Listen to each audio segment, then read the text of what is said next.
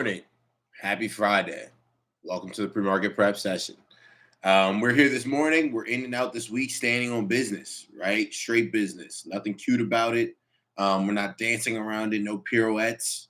We're going straight to business this morning as we look to close out this week strong on markets. We look to execute, remain patient, but mostly execute with, impudence when the market presents opportunities to us. So we're straight business this morning.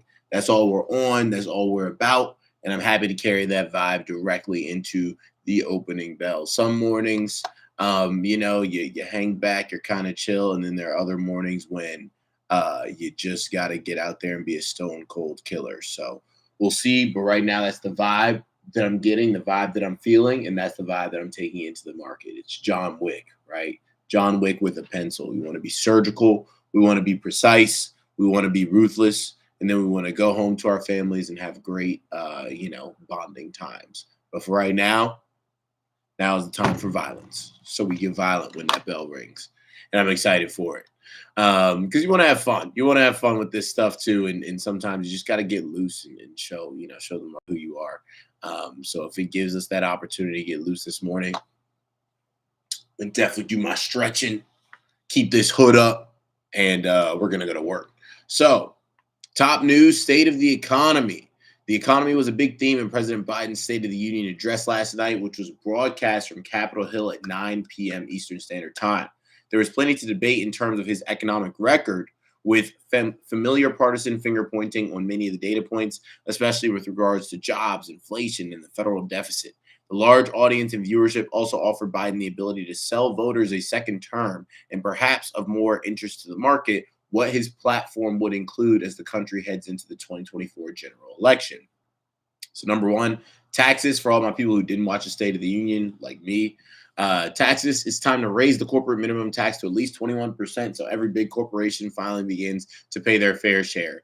I also want to end the tax breaks for big pharma, big oil, private jets, and massive executive pay. That's why I proposed a minimum tax of 25% for billionaires, just 25%. That would raise $500 billion over the next 10 years. Under my plan, nobody earning less than $400K will pay an additional penny in federal taxes.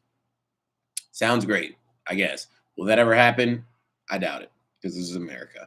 Healthcare. This year, Medicare is negotiating lower prices for some of the costliest drugs on the market that treat everything from heart disease to arthritis. Now it's time to go further to give Medicare the power to negotiate lower prices for 500 drugs over the next decade.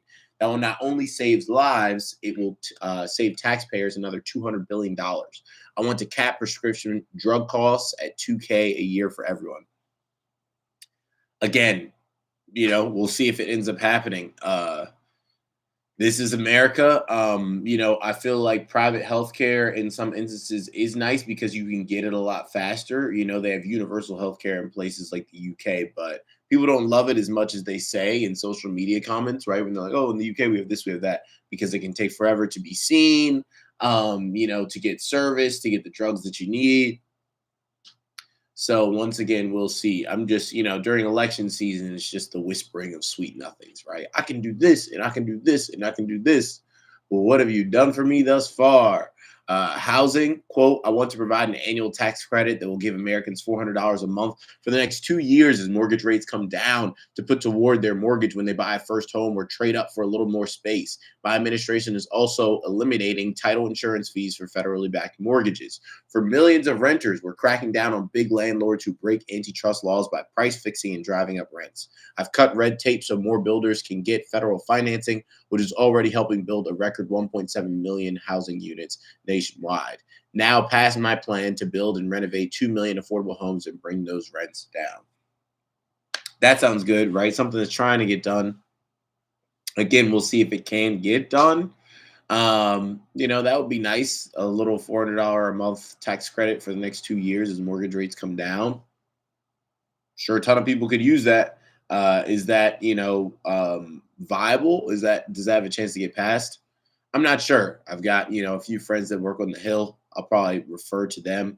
I know a few of them were there last night, so I'll check on that and see what's up. But yeah, I mean that would be a nice incentive because it's definitely not very affordable right now. To go out and purchase a home, and it's not much better when it comes to renting either, right? Either way, you're kind of getting gouged, and you want to make sure that you read whatever contract you sign and what you're involved in, because a lot of people had to move post COVID because rent was jacked up, sometimes in some areas 40%, right? And over, which is crazy, but it was also written in that contract. It's like, yeah, come live here. And then as soon as a year passes, we've got the right to, pretty much increase your rent by 50%, which is wild. But that's also why I don't buy anything if I can't buy it three times, right? You don't want to be anywhere that you can't pay for the rent three times over, because just in the day and time that we live in. And there was a great clip on it yesterday that I found. I'm gonna repost it on my story, but like that's just what you want to live by, right? Increase your revenue, increase your revenue, increase your revenue, right? Keep your standard of living the same.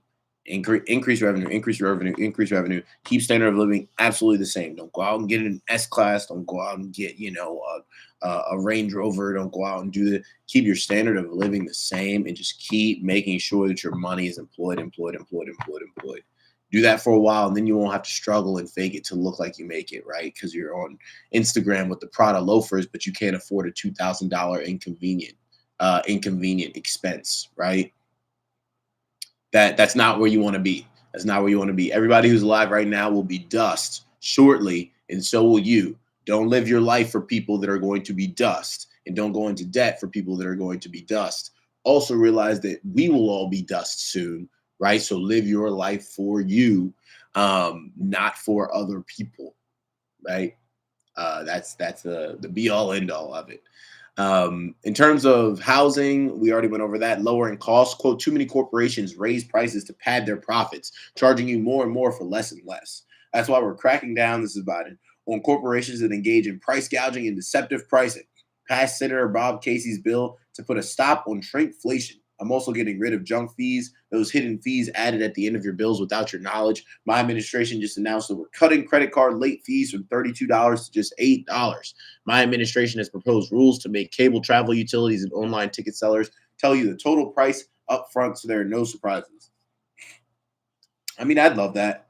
I would love that. I need to see it happen, but I would definitely love that, because it is annoying whenever you go and buy tickets or anything. I don't really go to concerts anymore just because I don't know. I went to a few, and I feel like now that's just not where my heart is at. But I think it's pretty wild. You go to a concert, or you go to a sports game or anything, and then by the end of it, the fees have literally doubled the price of the ticket. And it's out of nowhere. Shrinkflation, I'd love if you could combat that, man. Make Chick-fil-A fill my fries all the way up to the top. when I order lobster, Mac, make sure that there's not, a few measly pieces of tail in there. Let me see some full claws. In terms of manufacturing, where is it written that we can't be the manufacturing capital of the world? We are. We will. Instead of importing foreign products and exporting American jobs, we're exporting American products and creating American jobs right here in America where they belong. And thanks to our CHIPS and Science Act, the United States is investing more in research and development than ever before. It takes time, but the American people are beginning to feel it. You feel it now, Mr. Krabs? In terms of economic news, jobs report, the U.S. non-farm payroll report is due today. It's expected to show solid growth in February, following up on the blockbuster print in January with labor market strength and robust GDP growth. The Federal Reserve can likely afford to be patient in making its next move on interest rates. Quote, it may be time to tune out, Seeking Alpha analyst Logan Kane writes. Government statistics around jobs and inflation are becoming less insightful. It's true. For those who are macro inclined, continuing unemployment claims are more useful to track than non-farm payrolls. Yeah, the market, that's what I was going to say on the back of this. The market really has not moved for non-farm payroll numbers. Like, it hasn't moved. It has not cared. So I don't care, right? I only want to care and be concerned about things that move markets. Well, we don't go to concerts. We do go to Comic-Con, though. Look, I feel that, Shannon. That's a fun time. Paul said, "Fill my fries." Oh, yeah. Look, I mean, it's crazy. You go there, and it doesn't matter what size you get; those things are half full. You open up a bag of chips, and it's like 70% air, 20% dreams, 5% regret, and then the last 5% is chips. This is America. Give me my food. If there's one thing you want to do, is give Americans their food. Healthcare. Speaking of which, nice segue. Weight loss pills. Novo Nordisk, ticker NVO, shares hit an all-time high on Thursday after Danish drug maker reported promising results from an early-stage clinical trial of its experimental oral weight loss drug. Called this, right? NVO. This is something that I mentioned a lot. Eli Lilly always gets a lot of clout, but Novo Nordisk, they have been blazing the trail, right, for a while now, and just kind of rode underneath the radar. And there's someone that I mentioned a few times over the course of the past few months, specifically a few weeks in a row. And here they are again showing their, moxie. Amycretin, a long-acting co-agonist of GLP-1 and amylin, helped patients lose 13% of their weight in 12 weeks on the pill, compared to Novo's highly popular Wegovy, which helped patients shed around 6% in the same amount of time. Wow. So we've got Wegovy on steroids. Amycretin helps patients lose over two times as much weight as Wegovy in 12 weeks on the pill. Dang. Meanwhile, Novo expects Wegovy to be approved in China this year and is already planning to launch the drug in capped volumes. They're going to make a killing off of this thing, man. And all these, snack companies, Nestle and PepsiCo and all them are kind of just shaking in their boots because I mean it's got to be a lifestyle change that accompanies it. But I mean these things literally stop you from getting hungry. So we'll see. But this is something that is coming up in their earnings reports, which is pretty crazy that a weight loss drug is causing snack companies to shake in their boots. In terms of today's markets in Asia, Japan were up 0.2%, Hong Kong up 0.8%, China up 0.6%, India closed, London down 0.4%, Paris up 0.1%, Frankfurt up 0.1%, or excuse me, down 0.1%, the Dow down 0.2%, S&P down 0.2%, Nasdaq down 0.2%, crude down 0.6%, gold up 0.4%, Bitcoin up 1.1% to 67,774. Let's see. Nope, we got the hood up all day. Are we still looking that way on SPY and whatnot? Since we got the data, I just want to double check and see. Looks like rough. Oh, nope. Nope. We started pushing. Yeah, didn't even need to say all that because all that has changed. So SPY no longer down 0.1%, which was basically flat. We're definitely opening up. Market actually did like that, the non-farm payrolls data that we got. So there you go. A little positive bullishness for the market here as we head into open. Now we'll finish up with our rapid fire stock news rundown. Powell Day 2. Rate cuts can start this year if disinflation continues. Rivian hits accelerator after unveiling new models. Boeing, ticker BA, production delay sees United Airlines pause pilot hires. Impressive stats from Gap, ticker GPS, during the holiday quarter. Hess, confident it will prevail in ExxonMobil arbitration. Down to Earth, Ad Astra, ticker ASTR, or excuse me, Astra Space. I read that as Ad Astra, the movie. Astra Space plunges on take private deal. Kroger rallies on margin improvement and strong guidance. United Health said to have paid $22 million in ransomware to group. Sheesh. Don't like seeing that because I'm pretty sure my health insurance is under a United Health subsidiary or something like that. So that's fun. Just got my data out there floating around for all these scammers. Broadcom, Avgo fiscal outlook falls short of expectations. Broadcom, Avgo, something we talked about yesterday. Did Huawei and SMIC, do they mean SMCI or SMIC, use technology to make advanced chips? I don't know. We'll wait and see. But all right, guys, that'll wrap us up for today, this morning, Friday, March 8th, 2024, 3/8/24. I just thought it was cool because if you multiply the first two numbers, you get the last number. But anyways, guys, let's finish strong this week.